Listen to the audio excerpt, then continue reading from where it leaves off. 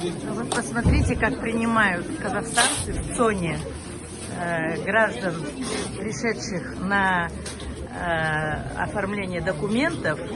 Вот, в основном россияне. Люди подходят спокойно, берут горячую еду. Бесплатно? Ой, да? Да, бесплатно. Вот, бесплатно. Это местные жители бесплатно. Местные жители добровольно приносят и приходят и приносят. Да, вот посмотрите.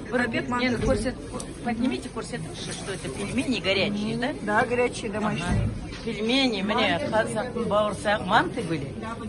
Бауырсағы, сладкое, горячий чай, кофе.